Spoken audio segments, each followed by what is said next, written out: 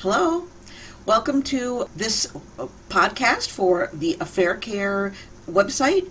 My name is Cindy Taylor. I'm one of the co-founders here at Affaircare, along with my dear hubby David, who is the man behind the camera. Welcome again to our podcast. We are continuing our little series about marriage, and we are up to the third part of our series, which is the obligation of marriage. So I'm going to jump right on in because it's a really important topic, and honestly, I think this one may be a little bit of a shorter podcast, and I hope you enjoy that. Today, I'm talking about the obligation of marriage, and you might kind of wonder why I'm only speaking like there's one obligation. Clearly, in the Bible, there are many obligations that are mentioned. 4 quick examples.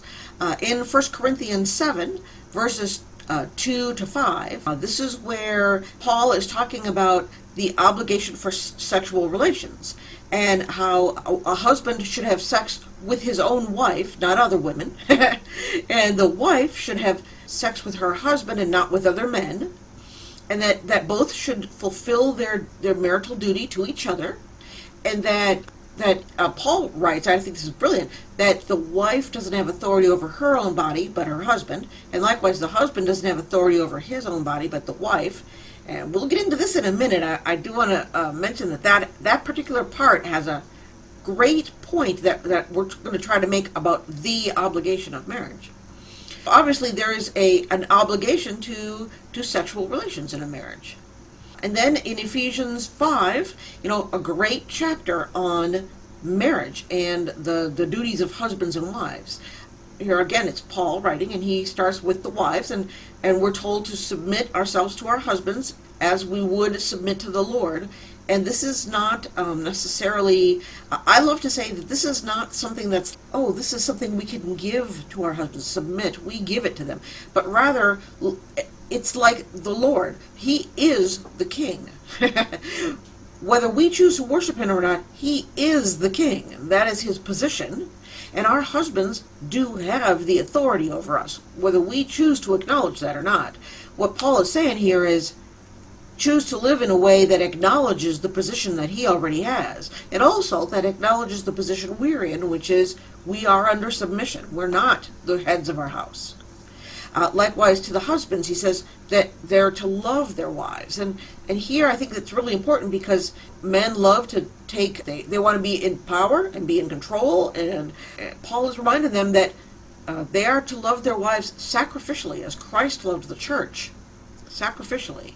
So, and he even says there, I think it's a great way to say it, that husbands who love their wives love their own selves. That's important, right? Another obligation that is discussed in the Bible is having children and raising godly offspring.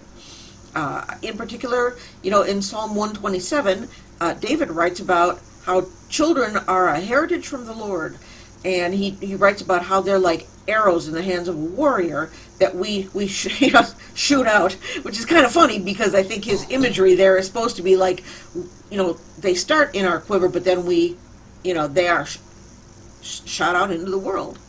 And that's where David uses that analogy about blessed is the man who has a quiver full of children. There are many obligations, if you will, that are mentioned in the Bible.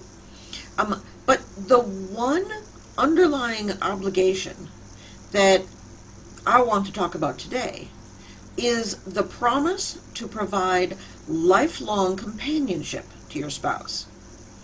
Way back in Genesis, when God instituted marriage, he created Eve as a help meet for Adam. Now, many people have kind of misinterpreted this word. The help meet there actually is 2 words, not one big long one. It's a help meet. In those days, when somebody was interpreting the word meet, they meant appropriate or approximate or similar. So what he was saying is, cows have bulls. That's appropriate and similar. giraffes have giraffes, appropriate and similar. Man did not have someone who was appropriate and similar to him. So God said, I'm going to make someone who both will help you, but it's also going to be appropriate and similar. Here, God is saying, I'm going to make this woman, who is going to help you, but also would be your equal, your other half, okay? And in that instance, we don't mean that Adam was not a whole individual without Eve, but when you're married, you complement each other. Sometimes you will have one has a strength and the other is weak in that area, personality-wise or whatever. Sometimes you both have the same personality, and you strengthen each other because you both have similarities in that area. So he made him a help that would be equal for him.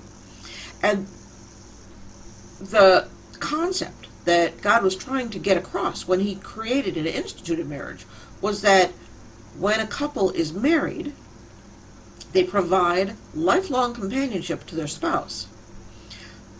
Now, when a couple takes marriage vows, whether you know it or not, and honestly most people don't know it, what you're promising is to spend your life meeting their needs. That is to say, your spouse's needs, not the other way around. Today in society, we've been told that love is about you. You will never be alone. You will get regular sex. You have somebody who's going to be there for you. You will have your needs met. So the focus is on the self. But as usual, the world got it 100% backwards. The obligation in marriage, the obligation, is that love is about giving and not receiving. You promise in your marriage vows that your spouse will never be alone because you are going to promise to give them companionship. You promise to provide regular, lively, loving sex to your spouse. You promise to be there for them when they need the support and encouragement of a spouse.